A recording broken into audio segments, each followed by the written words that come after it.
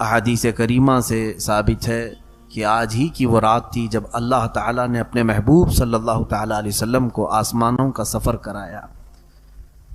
اسی کو معراج کہا گیا ہے۔ معراج کا سفر 3 مرحلوں میں ہوا ہے، 3 منزلیں، مرحلے نہیں 3 منزلیں۔ پہلی منزل تو قرآن پاک سے صاف ثابت ہے، اس کا انکار جائز ہی نہیں ہے۔ اللہ نے فرمایا پاک ہے وہ ذات جس نے اپنے بندے خاص کو رات کے ایک حصے میں مسجد حرم سے مسجد اقصی تک کا سفر کرایا۔ یہ قرآن پاک سے ثابت ہے، یہ سفر مسجد حرم سے لے کر مسجد اقصی تک کا سفر۔ مسجد اقصی بیت المقدس کو کہتے ہیں۔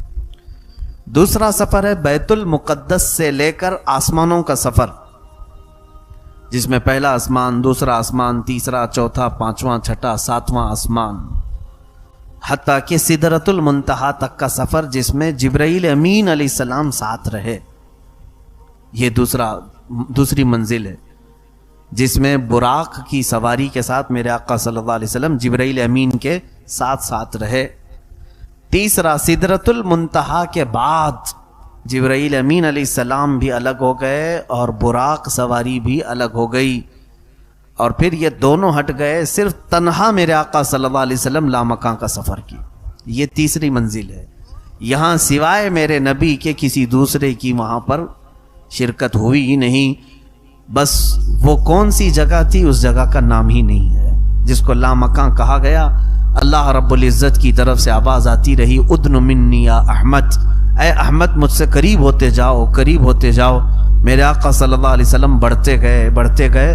سورہ نجم میں اللہ تعالیٰ نے اس واقعے کو یوں فرمایا، فَكَانَ قَابَ قَوْسَيْنِ أَوْ أَدْنَىٰ، تو محبوب اور محب اللہ اور اس کے رسول کے بیچ اتنا فاصلہ رہ گیا تھا جیسے کہ 2 کمانوں کے بیچ میں فاصلہ رہتا ہے۔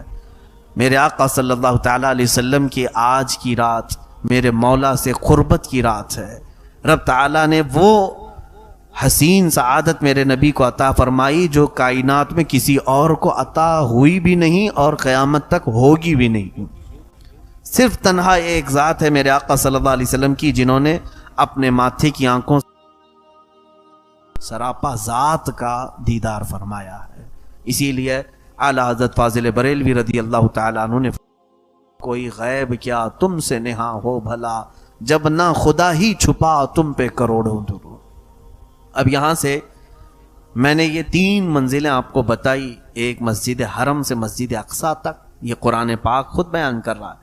دوسری منزل ہے بیت المقدس سے سدرۃ المنتہا تک۔ تیسری منزل ہے سدرۃ المنتہا سے لامکاں اپنے رب ذوالجلال کے قرب و جوار تک کی۔ اب یہ سفر کتنے مہینوں کا تھا، کتنے سالوں کا تھا، کتنی صدیوں کا تھا، پتہ نہیں، کیونکہ ایک آسمان سے دوسرے آسمان کے بیچ کا فاصلہ ہی فرمایا گیا کہ اگر تیز رفتار کوئی سواری دوڑے تو 500 سال کے بعد پہنچے گی۔ ایک آسمان سے دوسرے آسمان کے بیچ اس طرح کے 7 آسمان، پھر اس کے بعد 7ویں آسمان کے بعد سدرۃ المنتہا، اتنی ہی اوپر۔ سدرۃ المنتہا کے بعد پھر کون سے مکانات ہیں وہ اللہ جانے اور اس کا محبوب جانے۔ پھر جنت کا اور دوزخ کا نظارہ فرمایا، عرش، کرسی، لوح، قلم سب میرے آقا نے دیدار کیے۔ اس کے بعد پھر واپس تشریف لائے۔ اللہ کے حبیب صلی اللہ تعالیٰ علیہ وسلم اسی رات کو گئے تھے، آج کی رات، اور اسی رات کو واپس بھی آئے۔ اسی لیے شاعر نے کہا ہے کہ زنجیر بھی ہلتی رہی بستر بھی رہا گرم، زنجیر بھی ہلتی رہی بستر بھی رہا گرم، تا عرش گئے پھر آئے محمد صلی اللہ علیہ وسلم۔ حضور گئے بھی اور آئے بھی۔ اے میرے عزیزو، آج دنیا تھم سی گئی ہے۔ اسی طرح سے میرے آقا صلی اللہ تعالیٰ علیہ وسلم جب معراج کے سفر پر گئے تھے تو کائنات جہاں تھی وہیں رکی کی رکی رہ گئی۔ کیوں؟ کائنات کی جان ہے میرے آقا صلی اللہ علیہ وسلم۔ جب جانے کائنات کو رب تعالیٰ نے کائنات سے اپنے قرب میں بلایا تو یہ جو ٹائم تھا، یہ جو وقت چل رہا تھا، جہاں سے میرے نبی گئے وہیں پر رک گیا تھا۔ اب اللہ بہتر جانے حضور کے اس سفر میں کتنے سال لگے، کتنی صدیاں لگی، کتنے مہینے، واپس جب میرے آقا تشریف لائے تو جہاں سے وقت رکا تھا وہیں سے پھر چلنے لگا. اسی لیے شب معراج ایک ہی رات میں ہوئی ہے. ایسا نہیں کہ کئی راتیں اس کے لیے ہو گئیں, کئی مہینے لگ گئے, نہیں, ایک ہی. اب یہاں پر چند اعتراضات کے جوابات بھی میں آپ کو بتا دوں. بعض لوگ آج کے زمانے میں بھی یہ کہتے ہیں کہ حضور صلی اللہ تعالی علیہ وسلم کو خواب میں ہوئی تھی معراج, خواب میں معراج ہوئی تھی, جبکہ اہل سنت و جماعت کا متفقہ عقیدہ یہ ہے کہ حضور جسم کے ساتھ گئے تھے, حضور جسم کے ساتھ گئے تھے, خواب کی بات نہیں ہے. اب سنیے کیا دلیل ہے, خواب میں گئے تھے ان کے پاس, تو وہ تو عقلی دلیل پر چلتے ہیں کہ اتنا لمبا سفر تو ممکن ہی نہیں ہے, یہ خواب میں ہے. اب آپ کہتے ہیں کہ نہیں حضور جسم کے ساتھ گئے تھے, تو سب سے بڑی دلیل تو یہ ہے کہ جب میرے آقا صلی اللہ تعالی علیہ وسلم اس سفر سے آئے تھے واپس, دوسرا دن آیا, دوسرے دن حضور صلی اللہ علیہ وسلم مکہ والوں کو اپنے سفر کی داستان سنا رہے تھے. کیا کیا سنا رہے تھے؟ میں یہاں سے بیت المقدس گیا, بیت المقدس میں نبیوں کی امامت فرمائی, اور اس کے بعد آسمانوں کا سفر کیا, اپنے رب سے ملاقات کی, اور پھر واپس آ گیا. جسے ماننا تھا انہوں نے مان لیا, جسے کچھ پوچھنا تھا انہوں نے پوچھ بھی لیا, جسے نہیں ماننا تھا انہوں نے سیدھے کیا کہا, یہ تو جھوٹی باتیں ہیں, من گھڑت باتیں ہیں معاذ اللہ. تو وہاں سے کچھ لوگ اپنی بغلیں کھجاتے نکل گئے. اب سوال یہ ہے, میاں میں آپ سے پوچھتا ہوں, اگر میں خواب میں یہ کہہ دوں کہ کل رات خواب میں میں سعودی گیا تھا, دبئی گیا تھا, تو کیا آپ صبح میرے خواب کا انکار کریں گے؟ بھائی خواب میں کوئی کہیں پہ بھی جائے. تو مکہ کے کفار و مشرکین کو حضور اگر خواب ہی بیان کر رہے تھے کہ میں بیت المقدس گیا تھا, تو کسی مکہ والے کو انکار کرنا ہی نہیں چاہیے تھا. ان کا انکار کرنا اس بات کی دلیل ہے کہ حضور نے خواب نہیں سنایا, اپنے جسم کا سفر سنایا تھا.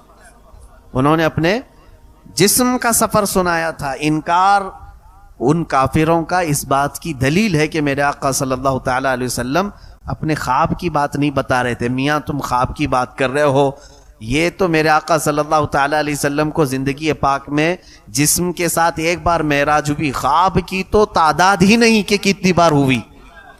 خود میرے آقا فرماتے ہیں کہ یطعمنی ربی ویسقینی من الجنت وانا نائم, جب بھی میں سوتا ہوں میرا رب جنت سے مجھے کھلاتا پلاتا ہے.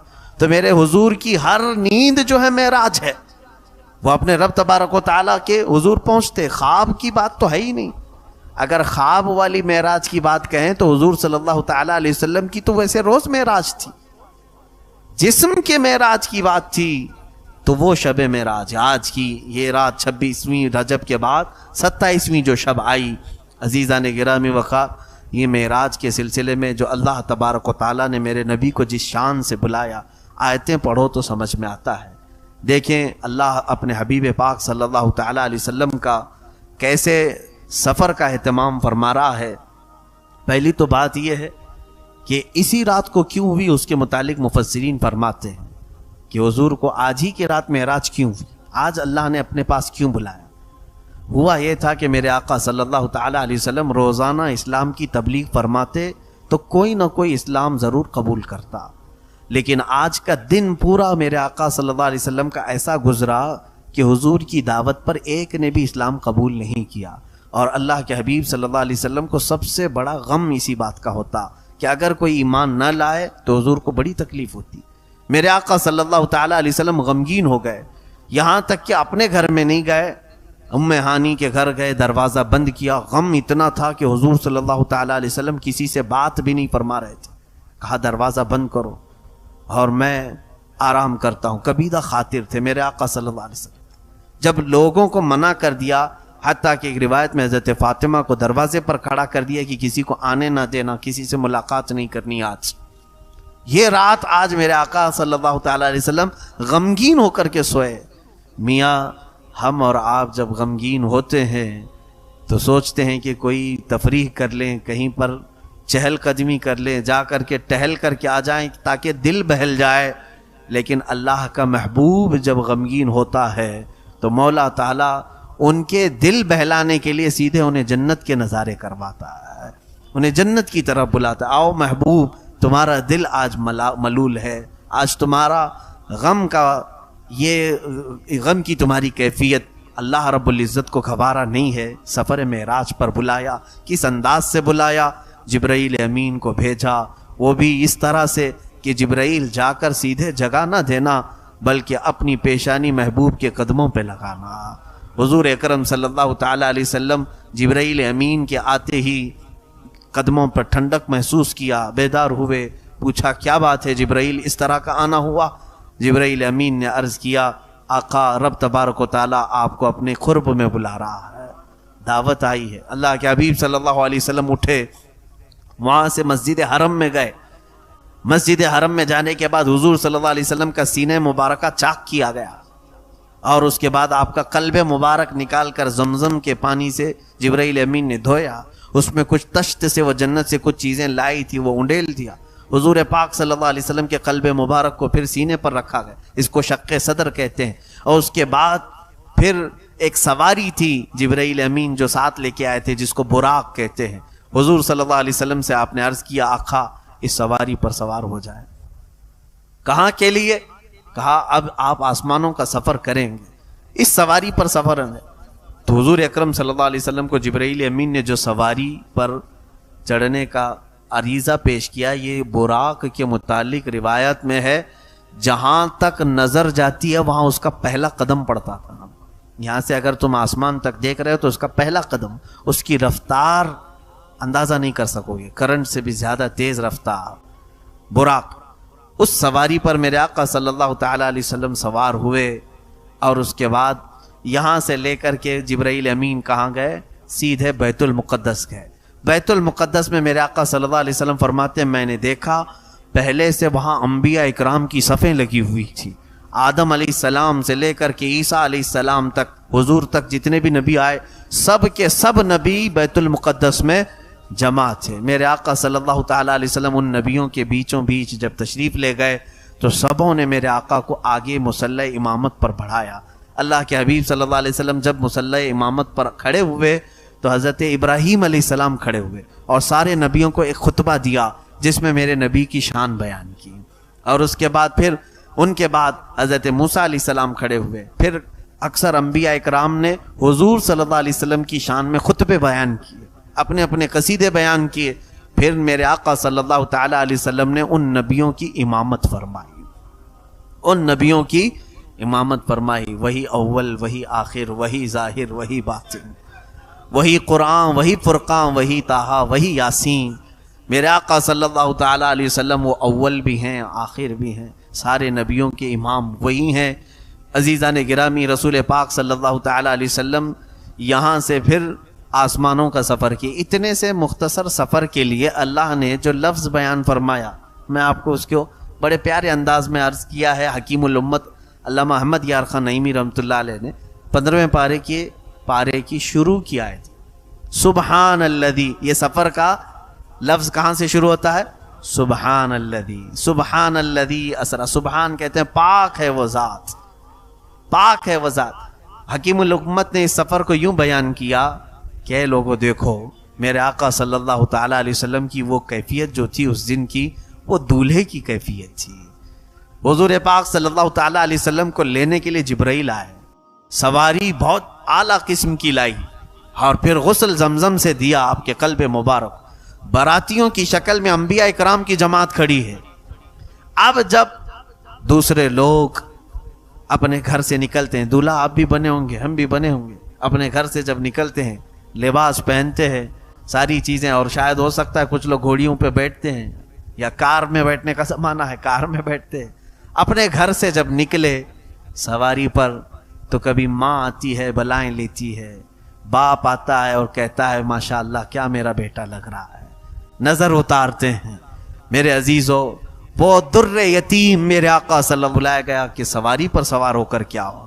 آسمانوں پر پہنچے، پہلے آسمان پر، یہ لمبی تفصیل ہے، وہاں پر آدم علیہ السلام سے آپ کی پھر ملاقات ہوئی، وہاں پھر دوسرے آسمان پر دوسرے نبی سے، تیسرے آسمان، جو نبی یہاں بیت المقدس میں تھے حضور کی امامت میں نماز پڑھ چکے، پھر وہ وہاں پہنچے ہوئے تھے۔ اب ایک سوال آتا ہے کہ آپ کہتے ہیں کہ بیت المقدس میں حضور نے سارے نبیوں کو نماز پڑھائے، اور پھر یہاں سے نکلے، پہلے آسمان میں آدم علیہ السلام سے ملاقات ہوئی، دوسرے آسمان میں نوح علیہ السلام سے، تیسرے آسمان میں ادریس علیہ السلام، چوتھے آسمان میں حضرت یوسف علیہ السلام، تیسرے آسمان میں، چوتھے آسمان میں عیسیٰ علیہ السلام. اس طرح انبیاء اکرام سے ملاقات کرتے رہے. مجھے یہ بتائیں کہ یہ انبیاء حضور سے پہلے کیسے گئے وہاں پر؟ وہ تو یہاں پر امامت میں جماعت میں تھے. تو حضور پاک صلی اللہ تعالی علیہ وسلم کی اس امامت میں جماعت میں وہ شریک بھی رہے. اس کا جواب مفسرین نے یوں فرمایا، بات در حقیقت یہ ہے کہ حضور صلی اللہ تعالی علیہ وسلم دولہے کی شکل میں تھے، اور دولہے کی سواری بڑی آرام سے جاتی ہے، اور براتیوں کو انتظام کے لیے کبھی پہلے پہنچنا ہوتا ہے، تیزی سے وہ جا کر کے استقبال کے لیے کھڑے ہو جاتے ہیں. تو حضور کی وہ براق کی سواری پوری اپنی رفتار سے نہیں، بلکہ وہ اپنی شان کے ساتھ جیسے دولہے کو لے جاتی ہے اس طرح سے وہ جا رہی تھی. اور اندازہ کرو وہ انبیاء اکرام کی رفتار اتنی ہے، تو پھر اگر میرے نبی کی پوری رفتار ظاہر ہو جائے تو اس رفتار کو کون پا سکے؟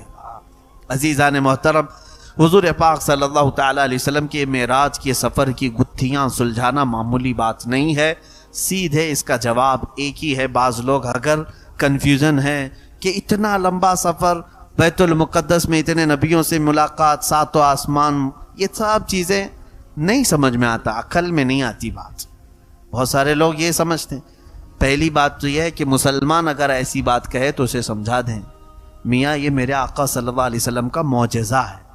معجزہ اس کو کہتے ہیں جو عام لوگوں کی عقل میں نہ آئے. اگر تیری عقل میں آ جاتا تو معجزہ کیسے ہوتا؟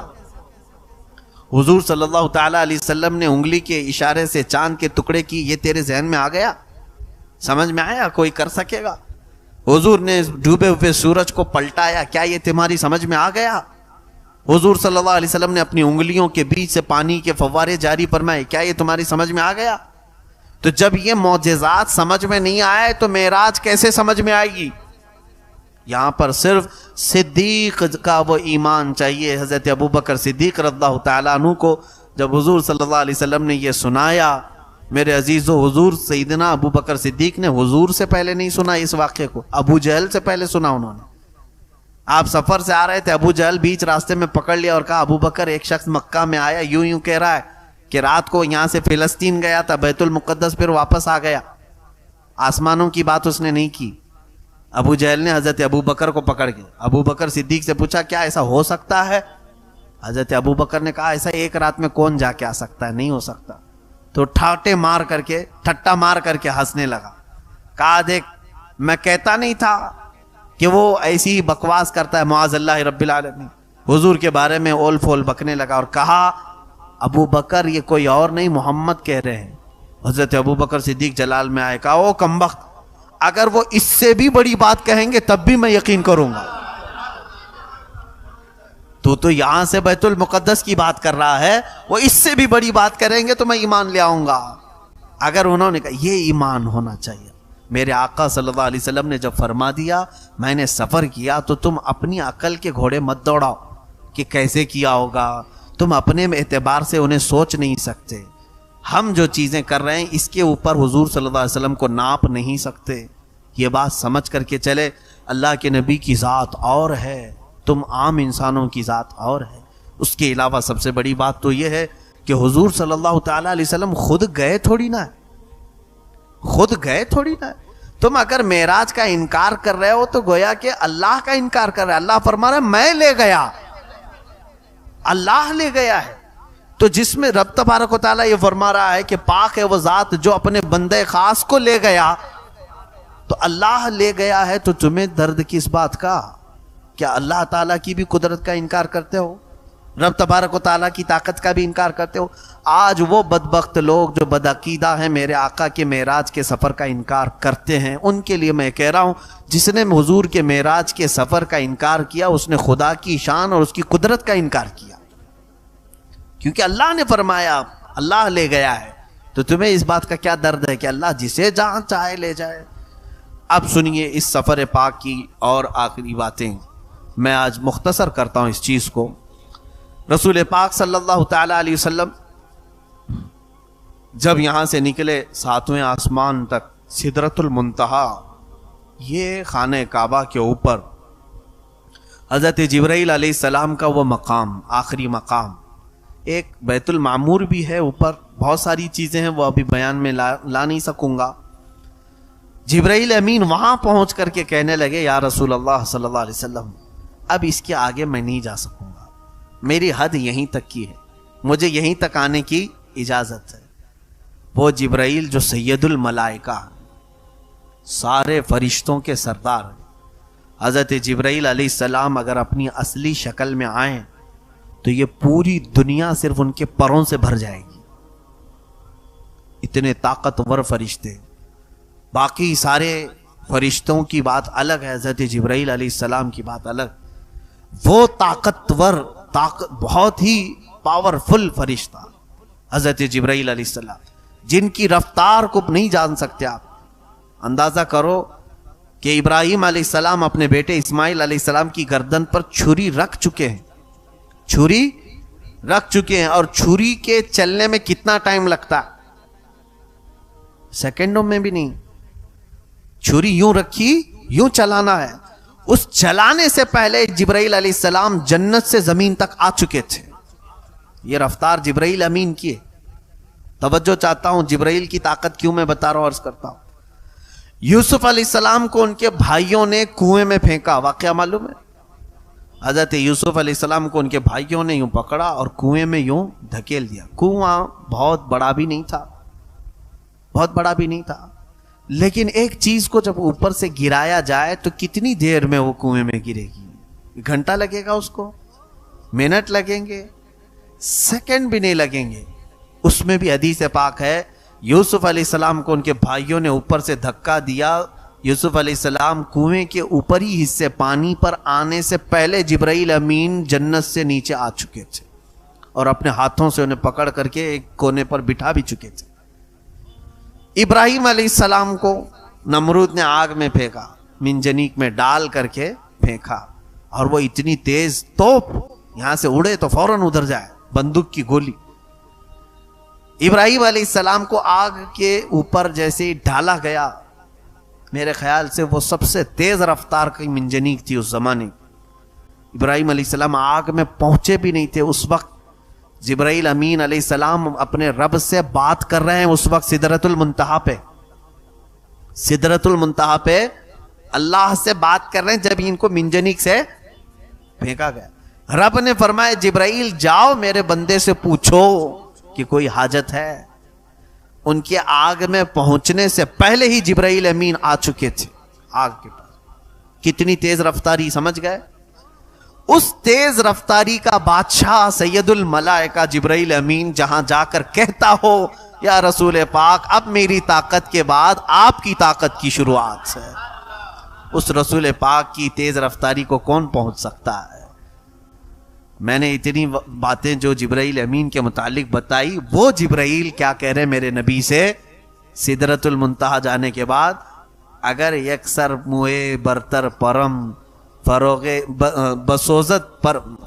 تجلا بسوزت پرم۔ فارسی میں شیخ سعدی فرماتے ہیں ایک بال کے برابر بھی اگر میں اوپر چلا جاؤں، اللہ کی تجلی کے جلال سے میرے پورے پر جل جائیں گے، یہاں سے میں نہیں جا سکوں۔ اب اندازہ کرو میرے آقا صلی اللہ تعالیٰ علیہ وسلم کو میرے مولا نے کون سی طاقت عطا فرمائے۔ نادان میرے نبی کو زمین پر چلتا پھرتا دیکھ کر کے اپنے جیسا بشر کہنے لگ گئے، اپنا بڑا بھائی کہنے لگ گئے۔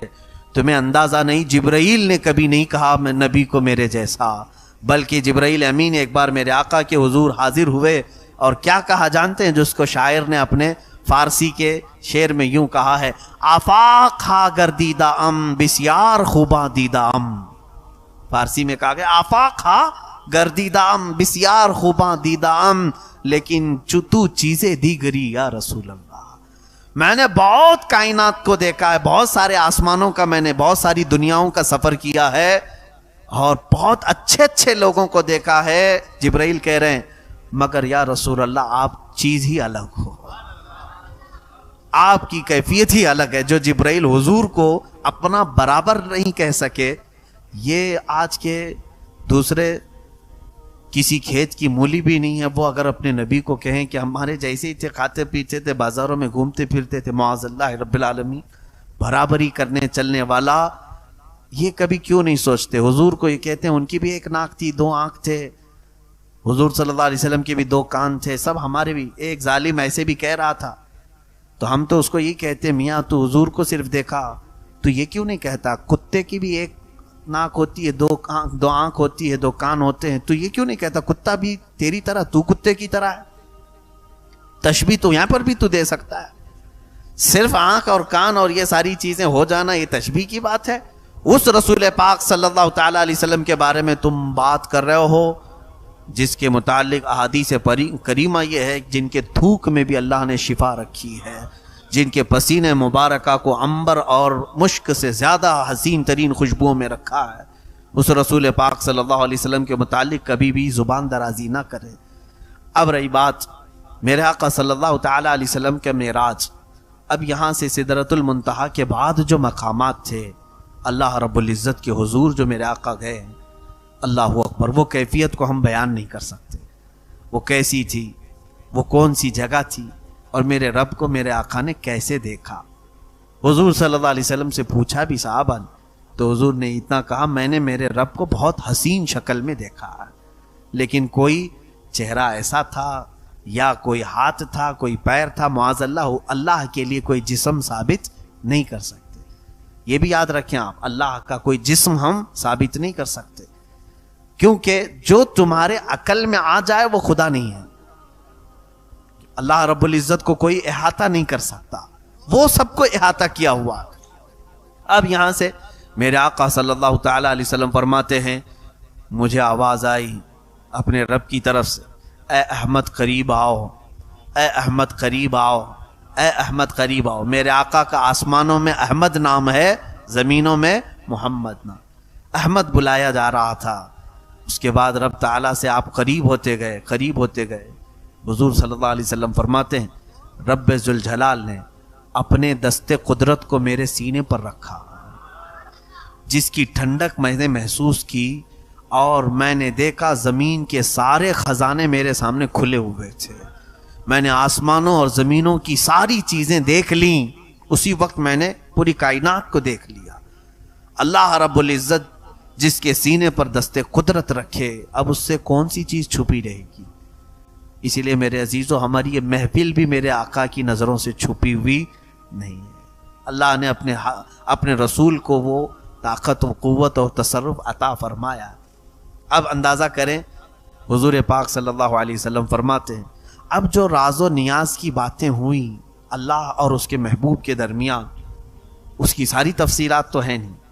اللہ تبارک تعالیٰ نے اپنے نبی سے کیا باتیں فرمائی، بہت ساری باتیں تھیں، لیکن جو امت کے لیے تھی وہ اہم باتیں تھیں۔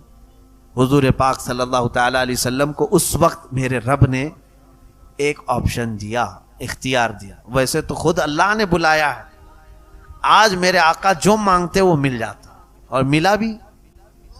اندازہ کرے حضور صلی اللہ علیہ وسلم سے رب تعالیٰ یہ فرما رہا ہے اے محبوب آج تمہاری کوئی حاجت ہو تو بیان کر دو۔ اگر رسول پاک صلی اللہ علیہ وسلم، کیونکہ میرے آقا نے کبھی یہ نہیں کہا کہ مولا مجھے اب کسی چیز کی حاجت نہیں، بلکہ ہمیشہ ہم تیرے محتاج ہی ہیں۔ یہ وہ زمانہ تھا جب مکہ والے ستا رہے تھے، یہ وہ زمانہ تھا جب مکہ والے صحابہ کو گھسیٹا کرتے تھے، حضور پر سوشل بائیکاٹ کے قانون لگائے تھے، بہت ساری پابندیاں کی تھی، پریشان کیے ہوئے تھے۔ میرے آقا صلی اللہ تعالیٰ علیہ وسلم اللہ تعالیٰ سے عرض کرتے کہ مولا یہ ساری کلفتیں آزاد ہو جائیں، مکہ میں بڑا محل مل جائے، عیش سے میرے سارے ساتھی میرے صحابہ زندگی گزارے۔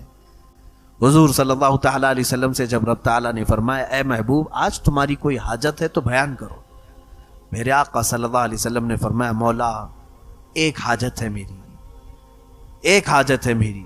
تو رب نے فرمایا کہو میرے محبوب۔ میرے آقا نے عرض کیا مولا میری امت کی بخشش میرے حوالے کرتے، میری امت کو میرے حوالے کرتے۔ رب حب لی امتی، جس کا مطلب یہ ہوتا ہے حب لی، مجھے دے دے میری امت۔ جو نہ بھولا ہم غریبوں کو رضا، یاد اس کی اپنی عادت کیجیے۔ جو نہ بھولا ہم غریبوں کو رضا یاد اس کی اپنی عادت کیجیے. جانتے ہیں آپ آج اسی شب معراج کے واقعے کو ہم نمازوں میں ادا کرتے ہیں. التحیات ہم پڑھتے ہیں, التحیات للہ والصلوات والطیبات. اس کا مجموعہ پورا فقہا نے فرمایا جب نبی اوپر جا رہے تھے میرے رب کے حضور تو یہ پڑھتے ہوئے جا رہے تھے, التحیات للہ والصلوات والطیبات, جس کا مطلب ہوتا ہے تمام پاکیاں اللہ تیرے لیے, تمام ستھرائیاں تیرے لیے, ساری تعریفیں تیرے لیے. جب حضور نے یہ جملہ فرمایا تو رب تعالیٰ نے جواب میں یوں فرمایا, السلام علیکہ ایھا النبی ورحمۃ اللہ وبرکاتہ. دیکھیں سلام کون کر رہا ہے؟ میرے نبی کو. اللہ خود فرما رہا ہے, اے نبی تم پر سلامتی ہو اور اللہ کی رحمت اور اس کی برکت. حضور کو سلام ملا کس کی طرف سے؟ اللہ کی طرف سے. اور اس کے بعد حضور صلی اللہ علیہ وسلم نے پھر دوبارہ یوں عرض کیا. دیکھیں یہ بھی موقع کیسا ہے میاں, اگر ہمیں کوئی بڑا آدمی سلام کر لے تو ہم کیا سوچیں کہ اب ہماری حیثیت بڑھ گئی, کسی اور کو یاد کریں نہ کریں. مگر حضور پاک صلی اللہ تعالیٰ علیہ وسلم کو جب اللہ نے سلام فرمایا تو حضور آگے بڑھ کر یوں عرض کرتے ہیں, والسلام علینا وعلی عباد اللہ الصالحین. مولا صرف مجھ پر نہیں, میری امت کے سارے گنہگاروں پر بھی تیرا سلام اور صالحین بندوں پر بھی تیرا سلام. میرے آقا کہاں ہمیں فراموش کیے, کہیں ہمیں بھولے ہیں میرے آقا؟ رسول کریم صلی اللہ علیہ وسلم نے ہمیں کسی جگہ پر چھوڑ دیا ہے؟ اے میرے عزیزو, اللہ کے حبیب صلی اللہ علیہ وسلم نے جب یہ عرض کیا سارے ملائکہ سن رہے تھے اللہ کا کلام اور نبی کا یہ کلام. حضور نے پہلے کیا کہا اللہ کی تعریف میں؟ التحیات للہ والصلوات والطیبات. تو رب تعالیٰ نے فرمایا السلام علیکہ ایھا النبی ورحمۃ اللہ وبرکاتہ. اور میرے آقا نے پھر کہا والسلام علینا وعلی عباد اللہ الصالحین. تو یہ دونوں کے کلمے سننے کے بعد فرشتوں نے کہا اشہد ان لا الہ الا اللہ واشہد ان محمدا عبدہ ورسولہ. ہم گواہی دیتے ہیں کہ اللہ کے سوا کوئی معبود نہیں, اور ہم گواہی دیتے ہیں کہ محمد صلی اللہ علیہ وسلم اللہ کے بندے اور اس کے رسول ہیں. یہ اگر کوئی التحیات کا اتنا ٹکڑا بھی پڑھ لے تو اسے معراج سمجھ میں آ جائے گی. معراج کا سفر اس کے اندر. ہم نمازوں میں التحیات میں بیٹھے تو یہ منظر تصور میں لے کے آنا چاہیے. یہ منظر تصور میں لے کے آئیں کہ رسول پاک نے یہ جملے ادا کیے تھے, پھر میرے مولا نے اپنے نبی کو سلام کیا تھا, اور اس کے بعد میرے آقا نے ہم غریبوں کو یاد کیا تھا, پھر فرشتوں نے سب شہادت بیان کی تھی, ہم بھی کیوں نہ فرشتوں کی شہادت بیان کریں. میرے عزیزو, رسول پاک صلی اللہ تعالیٰ علیہ وسلم جب وہاں سے چلنے لگے تو رب تبارک و تعالیٰ سے آپ نے ایک سوال کیا, مولا مجھے تو نے انعام میں یہاں تک بلایا. دیکھیں کہاں کہاں حضور پاک ہمارا خیال فرماتے ہیں کہ سب یہاں تک آ نہیں سکیں گے, سب تیرے دربار تک یہاں تک نہیں پہنچ سکیں گے. میں جاؤں گا تو میری امت مجھ سے بار بار تیرے بارے میں پوچھے گی, اور وہ پوچھیں گے کہ یا رسول پاک آپ تو پہنچ گئے, ہم کیسے جا سکیں گے؟ اے اللہ میں اپنی امت کو کیا بتاؤں. توجہ, رب تعالیٰ نے فرمایا اے محبوب میں ایک تحفہ تمہاری امت کو دیتا ہوں, اگر وہ اس پر عمل کرے گی تو ہر سجدے میں انہیں معراج ہوگی. وہ ہے نماز کا تحفہ. اللہ رب العزت نے 50 نمازیں فرض کی امت محمدیہ پر, کہا کہ رسول یہ لے جائیں 50 نمازیں اپنی امت کو پڑھنے کا حکم فرمائیں کہ وہ دن اور رات میں 50 نمازیں پڑھیں. میں سوچتا ہوں ہیں تو گھنٹے 24, اگر 50 نمازیں فرض ہوتی تو آدھے گھنٹے سے پہلے اذان ہونے لگ جاتی. نہیں, 24 گھنٹے میں اگر آدھے گھنٹے پر بھی ہو تو 48 نمازیں ہوتی, پھر 2 بج جاتی تھی. 50 نمازیں 24 گھنٹے میں کیسے ادا کرتے؟ بڑا مسئلہ تھا. اللہ رب العزت نے بھی ظاہر سی بات ہے وہ بندوں پر عسر تکلیف تو نہیں چاہتا, حرج میں نہیں ڈالتا. مولا اتنا ہی دیتا ہے حکم جتنا بندے اٹھا سکتے. تو جب یہ آدھے گھنٹے میں نماز, ہر آدھے گھنٹے میں کہاں سے آئے گا بندہ, رب بھی جانتا ہے. لیکن پھر فرض کیا کیوں؟ اس کی بڑی حکمت ہے. حضور صلی اللہ علیہ وسلم وہ 50 نمازیں لے کر کے آئے. یہ کسی آسمان پر حضرت موسیٰ علیہ السلام سے ملاقات ہوئی.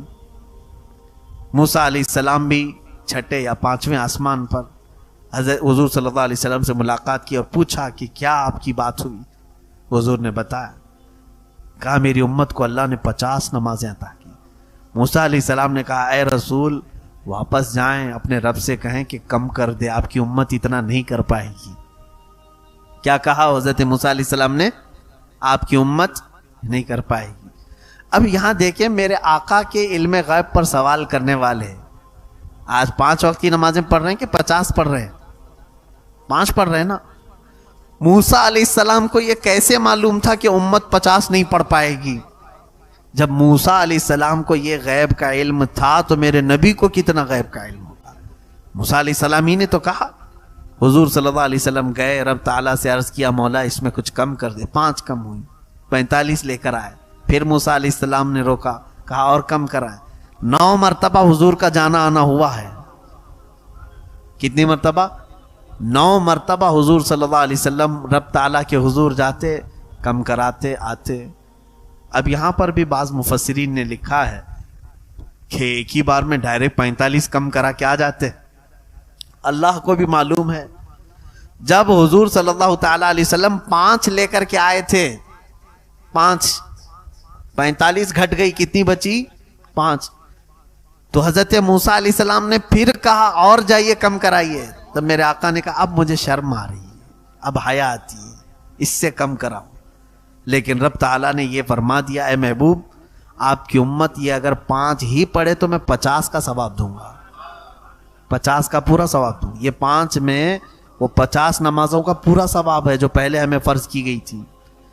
اب یہاں پر مفسرین فرماتے ہیں ایک ساتھ کم کروا سکتے تھے، جا کر کے سیدھے کہتے 45 کم کر دے، 5 رکھ جائیں گے. موسیٰ علیہ السلام بھی ڈائریکٹ کیوں نہیں کہے اتنی کم کرا کے لے کے آ جائیے ڈائریکٹ؟ تو فرمایا موسیٰ علیہ السلام وہ تجلی جو کوہ طور پر دیکھ نہیں سکے تھے، جو ہلکی سی تجلی دیکھ کر غش کھا کر گر گئے تھے، موسیٰ علیہ السلام وہ رب ذوالجلال کی تجلیاں میرے مصطفیٰ کی آنکھوں میں دیکھ رہے تھے، میرے نبی کی آنکھوں میں دیکھ رہے تھے. آنکھوں میں آنکھیں ڈال کر کے مولا کو دیکھ کر آنے والی آنکھیں کیسی ہیں. تو اس لیے جب میرے آقا حضور صلی اللہ علیہ وسلم رب تعالیٰ کے حضور سے واپس آتے، وہ آنکھوں میں تازہ جمال و جلال میرے رب ذوالجلال کا. موسیٰ علیہ السلام توجہ سے دیکھتے اور پھر کہتے جائیے. حضور صلی اللہ علیہ وسلم کا معاملہ یہ تھا اپنے رب کے حضور جتنی بار جاؤں کم ہی ہے، بار بار ملاقات کروں. اور رب تعالیٰ یہ چاہتا ہے کہ میرا محبوب آئے جائے آئے جائے. حضور صلی اللہ تعالیٰ علیہ وسلم اخیر میں یہ تحفہ لے کر تشریف لائے معراج کے اس سفر میں. میرے عزیزو یہ سفر یوں ہی کمپلیٹ نہیں ہوتا، اتنی حکمتیں بھرا ہوا سفر ہے، کیا کیا اس میں بیان کرے. اللہ کے نبی صلی اللہ تعالیٰ علیہ وسلم جب تشریف لائے تو دوسرے دن اپنی امت کو اعلان فرمایا کہ میں نے رب سے ملاقات کی اور رب تبارک و تعالیٰ نے میری امت کو یہ تحفہ عطا کیا.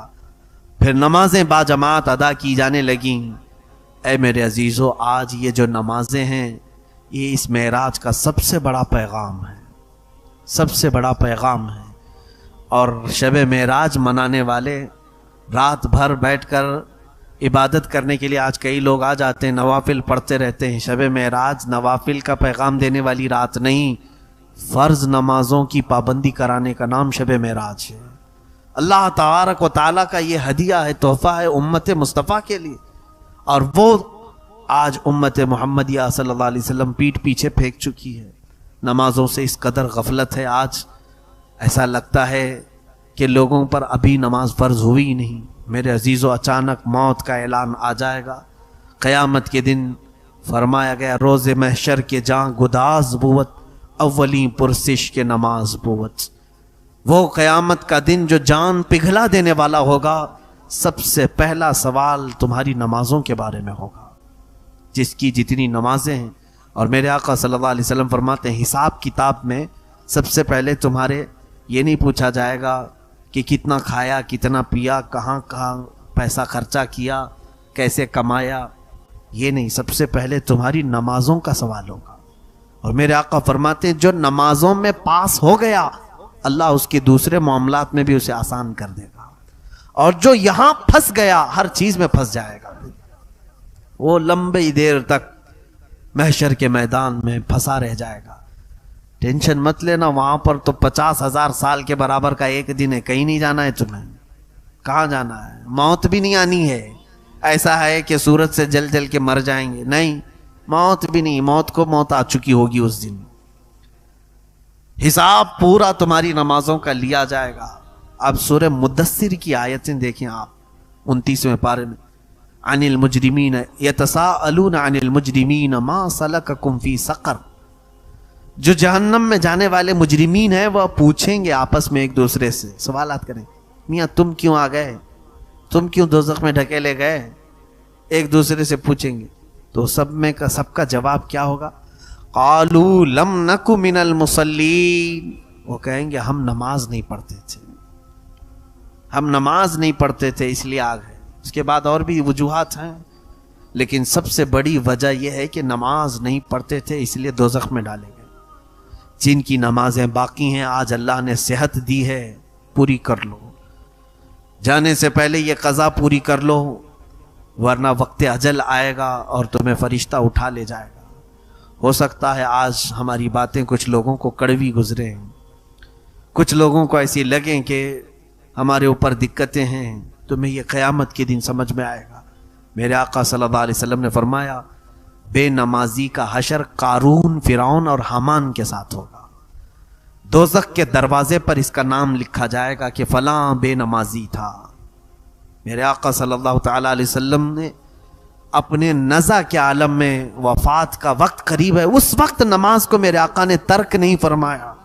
اس انداز سے میرے آقا مسجد میں تشریف لائے تھے، صحابہ فرماتے ہیں حضور صلی اللہ علیہ وسلم 2 صحابہ کے کندھوں پر ہاتھ رکھ کر کے چل رہے تھے، حضور صلی اللہ علیہ وسلم کا پیر مبارک زمین پر گھسٹتا ہوا آ رہا تھا، میرے آقا زمین پر پیر نہیں رکھ رہے تھے۔ اتنی علالت، اتنی تکلیف کے بعد بھی میرے آقا مسجد نبوی شریف میں جماعت کے ساتھ نماز کے لیے حاضر ہوئے۔ آج لوگ صحت مندی کے ساتھ نمازیں ترک کر رہے ہیں، نمازوں کو بھولے بیٹھے ہیں، لوگ یہ سمجھ رہے ہیں کہ ہمارا حساب نہیں ہونا ہے۔ عزیزان گرامی وقار، یہ آج معراج کے متعلق جو کچھ بھی میں بیان کیا وہ آغاز باب تھا۔ میں نے برکت کے لیے آج یہ چیزیں رکھی ہیں۔ میرے مصطفیٰ کریم صلی اللہ علیہ وسلم کا عظیم سفر ہے، اور یہ سفر ہم بیان کرتے رہتے ہیں صرف اس لیے کہ ہمارے نئے بچوں میں میرے آقا کا سفر یہ منتقل ہوتا جائے، بعد میں کوئی ہمارے ان بچوں کے ذہنوں کو خرید کر کے یہ نہ کہے کہ یہ سب من گھڑت کہانیاں تھیں، کوئی ہمارے بچے کو بہکا نہ سکے، دھوکہ نہ دے سکے۔ اس لیے میرے عزیزو، اپنے بچوں میں یہ منتقل کرتے جاؤ سفر معراج کو، میرے نبی کیسے گئے تھے معراج میں۔ اسی لیے میں بارہا کہتا ہوں، بچوں کو اگر سکھانا ہے تو اتنا ہی سکھا دو، 5 حرف والا معراج ہے، کتنے؟ میم عین را الف جیم، 5 ہی حرف والا معراج۔ بچوں کو رٹا کر کے یاد کرا دو، ان سے اتنا ہی کہو۔ ہمارے استاد نے ہمیں بتایا تھا، بچوں کو یہ کہو معراج کی میم یہ بتاتی ہے کہ محمد کو معراج ہوئی صلی اللہ علیہ وسلم۔ کس کو معراج ہوئی؟ میم یہ بتاتی ہے کہ محمد کو معراج ہوئی۔ عین، اس کے بعد سیکنڈ حرف کیا آ رہا ہے؟ عین۔ عین یہ بتاتا ہے کہ عرش پر گئے تھے۔ اس کے بعد 3rd نمبر پر آ رہا ہے را۔ را یہ بتاتی ہے کہ رات کو گئے تھے۔ پھر 4تھے نمبر پر الف ہے۔ الف یہ بتاتا ہے اللہ کے پاس گئے تھے۔ آخر میں جیم آ رہا ہے۔ جیم یہ بتاتا ہے جسم کے ساتھ گئے تھے۔ اتنا بھی اگر بچوں کو بتا دیں، یہ 5 حروف، محمد صلی اللہ علیہ وسلم عرش پر گئے تھے، رات کو گئے تھے، اللہ کے پاس گئے تھے، جسم کے ساتھ گئے تھے، اتنا ہی پورا اس میں شامل ہو گیا۔ اپنے بچوں کو منتقل کرتے رہیے سفر معراج، اس لیے کہ بعد کے زمانے میں کہیں ایسا نہ ہو کہ کچھ بد عقیدہ ان سے ہمارے عقائد کو چھین نہ لے، ہماری روایات کو ختم نہ کر لے۔ اے قدیر و جبار خدا، ہم سب کو تو ہمارے گناہوں سے آزاد کر دے، معاف فرما دے، ہمارے بچوں کو تو سلیقہ عطا فرما، تمیز عطا فرما۔ وصلی اللہ تعالی علی خیر خلقی محمد وآلہ واصحابہ اجمعین، وآخر دعوانا الحمد للہ رب العالمین۔